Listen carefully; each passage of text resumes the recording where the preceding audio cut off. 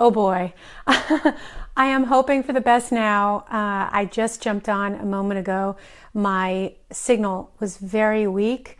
Unfortunately, I don't have power. I don't have power right now, so I'm relying on my network connection. So I'm hoping, crossing my fingers. So hello everyone. My name is Kara Warner, and this is the first lesson of Stitchucation, and I am broadcasting from the Stitchucation studio. And I'm really excited. I've been working so hard. Hey, Jana, nice to see you. I have been working like crazy to get this ready for you guys. So let's all cross our fingers and hope that my network works here, because I don't have a Wi-Fi. Okay, I don't have a Wi-Fi. There's no power in my location here right now, unfortunately. So, but it looks like everything is a go. So I just want to jump in real quick. Hey, Marie. Hey, Elisa. Nice to have you guys here today. I'm very excited. So this is lesson 1 of Stitchucation, and this is for the next 3 weeks, well, including today, so 4 weeks of lessons. And I'm going to go through this lesson. We have a PDF that comes with it, but anyway, so you could learn more about how to get your hands on this little PDF if you go to patreon.com/Power Pearls podcast. So this is the guide that we're using, and if you're a patron of the podcast, there are lots of cool little extras, and this is one of them. And also you get a few other goodies as well. So what is this lesson all about? It's swatching, basically. It's all about swatching, and we're going to learn to become familiar with a variety of stitch patterns. I've got 5 stitch patterns, and just being spontaneous and letting your needles do the talking. That's what it's all about. So I know that you're going to feel very uninhibited. I hope you will, maybe even after today's lesson, but definitely after this course is over. I have a really good feeling that you guys are going to get a lot out of this, and it's going to help. It's going to lead us into this whole customization process that we're going to be talking about over these 4 weeks. And also, if you are wanting to, go down that road of becoming a designer and, feeling more confident about that, I think that you're going to learn a lot from this course. So my name is Kara Warner, and I am the host of Power Pearls podcast. And thank you if you just joined me. I jump on here every Friday for Power Pearls Unplugged, but for 4 weeks, including today, we're going to have a special workshop called Stitchucation. And you can learn a lot more about some extras about, regarding the course. You can go to patreon.com/Power Pearls podcast to learn how you can be a member and get some extra goodies. And so we're going to jump in. But before we do, I want you guys to introduce yourself, if you haven't already, to say hi to the group. And also why do you want to take this course? What do you hope to get out of it? Or maybe you're just hanging out because you just love to, chit chat and learn about some new things and get some, inspiration for your, future projects. There's always so many good reasons, right? But today, if you want to get into some learning, then, that's what this is all about. And I'm incredibly thrilled to do it. And also, please take a moment, if you could, take a moment to share this. Share this with your friends, and anyone that that's a knitter that could really benefit from this. Go ahead, and I'm sure all of us. I don't know, 95% of my friends are knitters, or in the yarn world. So it's a pretty easy thing to do. So I'm going to just kind of jump in here and say hello to all you guys. I'm really excited to see you. This is a full house. So we got Jana, we got Melanie. Hey, how are you? Your feet hurt, but you made it. Jane, awesome. We have Benedict, I'm sorry. Tammy, Elaine, I'm sorry, I always hate when I can't pronounce a name right. Elisa, awesome. So we're gonna jump in. You guys ready? Woo! I can't hear the clapping, but I'll clap. Yay, we're ready.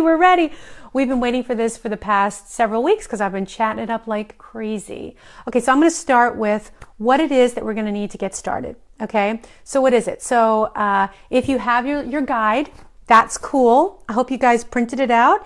If you also can just, follow along on your tablet or your desktop computer. This is a 4-page guide. 4 pages. I know that on Patreon I said, oh, it's a worksheet, but you know what? I'm always like over delivering, which I just can't help it, and because I really love to be able to help you in this way. But this is 4 pages of really exciting stuff, and includes 5 stitch patterns in this guide. And then at the end, I mentioned a knitting meditation that was inspired by Jody Matt, who is a patron. And so Jody, if you're watching the replay, which I'm sure you will be, thank you so much. What an amazing idea. And I think everyone's going to absolutely love it. And it's a great thing to have at the end of this lesson, which you guys can listen to after we're done here, because this is all about being uninhibited and really doing the opposite of what you normally think you should do. Like, that yarn says I should use a size 8 needle. Well, why? Why not try something radically different and go against the grain and see what happens? Because you'll always discover something really amazing. So what do you need? So we need some yarn, and in the guide I mentioned you need 3 to 4 balls. But you know what? You should see the yarn that's around me. I got so much. It's crazy pants. But like fingering lace weight yarns, I got some super bulky here. This is one of my favorites. I haven't done anything with it yet, but man, isn't that cool? I mean, it's so inspiring when you have yarn like this. It's like candy. I just want to eat it. Like, I'm looking at the screen right now and it looks so cool, so colorful, so bright. This is the perfect place for my video. But this is espresso. This is Barocco espresso, super bulky, and this is a yarn from Plymouth. It's called Nacco Aria Abruli, and I love it. It's like an ombre yarn. And then, like I said, I keep buckets of yarn around because you never know. This is a small bucket. I have many larger buckets. And you can see these little baskets all behind me. This is like what my house looks like everywhere, There's yarn everywhere. You can't avoid it. My husband is like, oh my gosh, like always there's yarn wherever you look. So you need the yarn, right? Of varying weights. Really, there's no restriction, just whatever speaks to you. And then needles, just varying size. Here's just a few that I have with me. I don't really, as a rule, I don't use straight needles. I do prefer to use circular needles, and I will tell you that one of my favorites, my favorite brands, it kind of grew on me, Denise. Are you guys familiar with Denise interchangeables? I think I've discussed those on Power Pearl, on Creative Knitting, on the Creative Knitting Facebook page. But like, these are awesome because they easily come off like this, done. As opposed to, how some of the others like Knit Picks and the other brands, you have to get the little tool, and I don't have patience for the tool. I just don't. And Addy Clicks hurt my fingers, and no. I mean, I love Addy Clicks. I have a beautiful case of those upstairs as well. But these are easy when you want to change size. And I'm going to show you a swatch that's really phenomenal. Like, you can use needles like this, really super. I don't have a needle. I thought I brought home like a size 13, but like a super large needle, and then you jump down to a thin needle and use the same stitch pattern. And I'm going to show you what that looks like on seed stitch.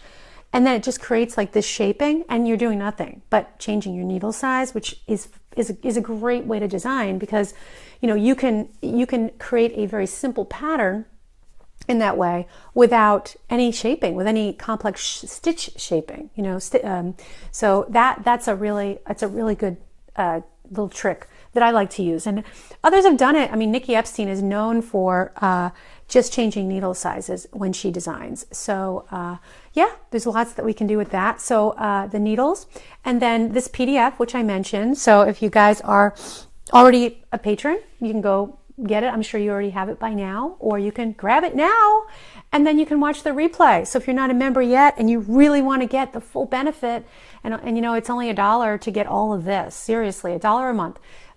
So I'm just being super generous because I want as many people to benefit from this as possible. And then the next thing that you're going to need is your knitting journal. I showed this to you before in some past videos.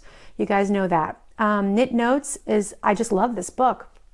And I'll show you just kind of like a quick overview of like what this looks like.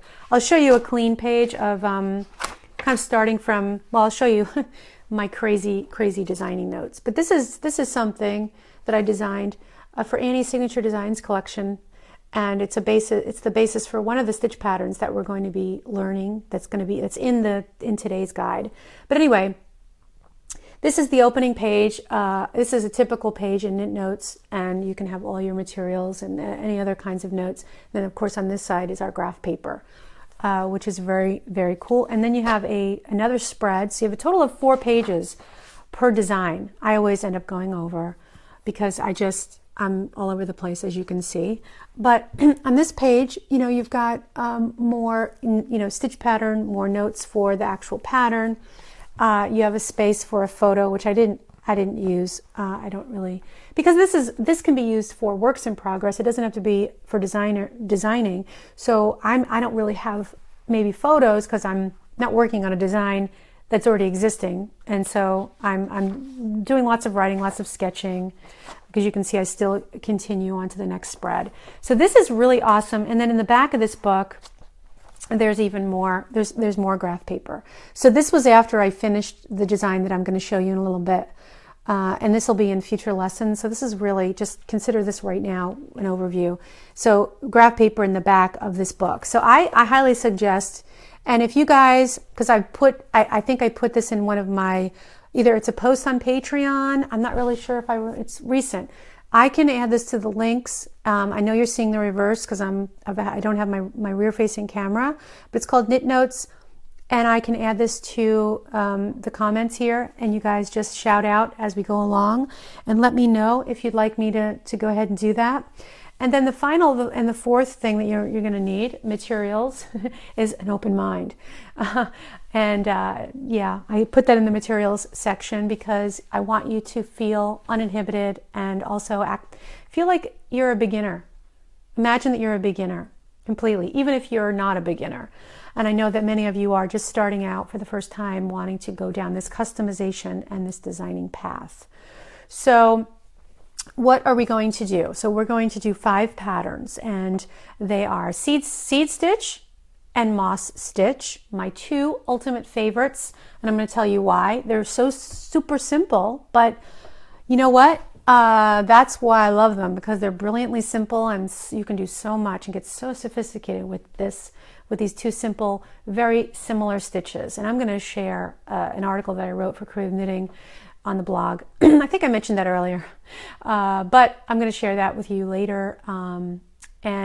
So seed, moss, mistake rib.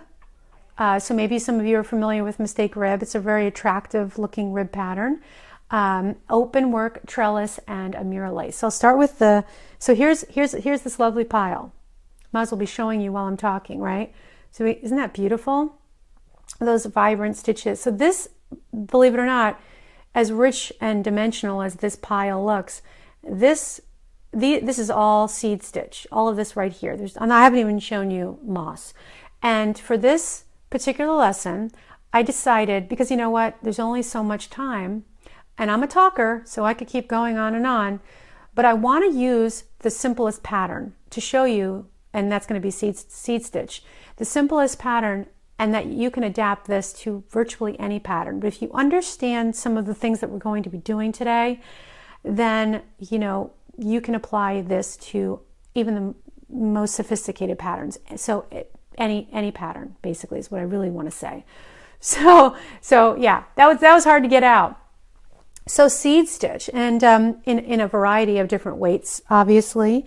So here's a little swatch. It's hard to see, but really close up, you can see it. Do you guys see that? Beautiful! And this is actually in a fingering weight yarn. And now, by the way, these swatches are all pretty much the same weight. Okay? I'm sorry. I take that back. They're pretty much the same stitch count. But you'll see that there's quite a different range and size to the swatch. Here's another one. So these are very similar. So here we go. Very similar in size. This is a This is a sock weight yarn. Well, they're both, so fingering weight. We've got right here, sock weight, fingering weight. And the fiber content is a little bit different. So when you're making these swatches, you may be using a similar needle size. And one of the observations might be like, how does it feel? How does it drape? How does it look? Because at this smaller size, you can't see the seed stitch quite as well, but it still has a certain delicate look that you could apply to many patterns, maybe as a filler stitch, as an edging. It could be a lining of a bag, right? Because remember, this is, same with moss and mistake rib, they're reversible stitches, and they're very thick and durable. And that's something else to think about when you're doing, when you're working on a stitch pattern. If it's a dense stitch, it might not drape very well for a garment, let's say, unless you're using a really fine weight yarn, like something like this. And so here's another one. This is a mohair, and it's another, you can't see that from my perspective. It's actually, there's some light shining through it. So it's a little more open, very slight. You can see the seed a little